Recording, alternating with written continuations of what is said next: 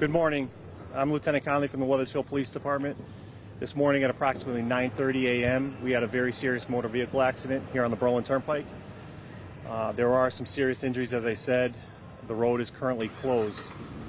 I suggest that people try to find alternate routes outside of the Berlin Turnpike going southbound and northbound in the Wethersfield area.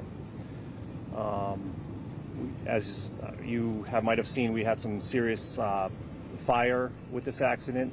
We had a lot of fuel draining into storm drains, which was causing some hazardous situations in other drains where it was going on fire coming up in the air.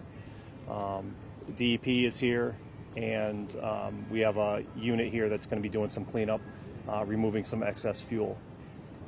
The accident is going to be investigated by the Wethersfield Police, but we have the Mid-State Traffic Unit that will be doing the preliminary measurements, pictures, and accident scene itself.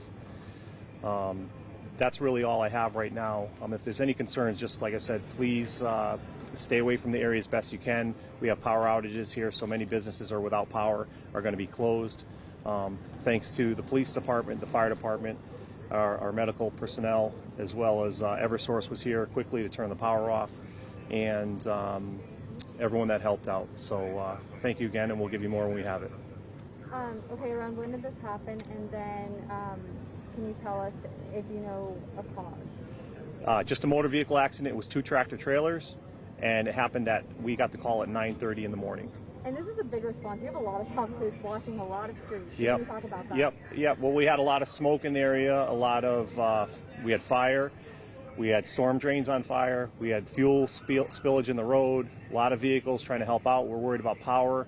The telephone pole went on power. Wires were a concern. So really, before we could get anywhere near the vehicles, we had to make sure the power was turned off. Do you know about how many officers are here? I'm sure between the investigative team from the Mid-State Traffic Unit, Wethersfield police officers, Newington police officers, I would guess anywhere from 20 to 25 officers, another 20, 30 fire personnel, medical personnel. And how long can people expect this to be this way? I think it's going to be a while. There's going to be a lot of cleanup. You guys can see environmental services here. They're going to be, sweeping the road, putting sand down. But we have a lot of investigation to do before that happens. So that won't get done until we get all our measurements, pictures. DMV truck unit is here looking at the trucks, helping us out. And ultimately, they'll get towed from the scene and saved for our investigation. And we'll do, if we have to place them back later, that kind of thing. How many occupants? I don't know the occupants right now. All I know is I can tell you serious injuries. I don't know what those injuries are right now, and I don't know how many people were still working on all that. There was a lot of fire and smoke, so there's things that we haven't been able to figure out yet. We have a detective at the hospital right now with some of the victims, and you'll hear once we know. Was anybody that wasn't in the car hurt?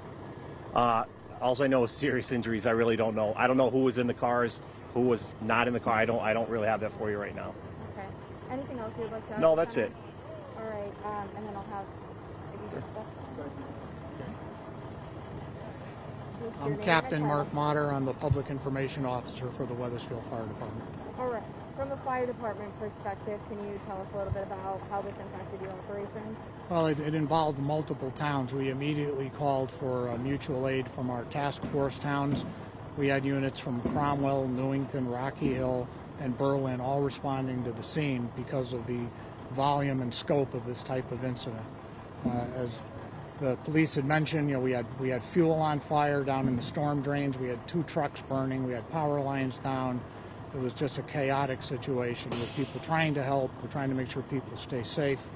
So we contacted Eversource immediately, and they did a very nice job of actually remotely shutting off power to the area very quickly. And then we had a crew come on scene to isolate just a smaller area. So Eversource did a really good job with a priority 1 response here. But the fire is out, and we are now beginning the investigation phase of it. Fire units are standing by to assist if needed, but we have environmental services, DEP, MDC, and multiple other agencies here on the scene. Anything else? I mean, responding to storm drains on the situation, it sounds like a massive operation for you guys to be able to get a handle on. We don't get this kind of thing that often. It was very challenging. Chief Bailey immediately recognized, the scope of this and called for resources immediately. We had crews responding to a couple of buildings just down the street where fire was popping up out of the storm drains. So we had to cover those buildings. We evacuated several businesses. All of this was within a period of 15 minutes. So it was a very, very active scene early on. And then what will you do now? At this point, we're here to assist the police and make sure that the scene is safe. As far as a fire, at this point, I don't appear to be any immediate risk, but we are going to maintain ourselves on site if needed and work with the various public agencies. Anything else you would like to add? No, just a good job by everybody that was here. They did a really good job. And all the firefighters are okay? No injuries from the fire side. That's correct. Okay. Thank you so much. Thank you.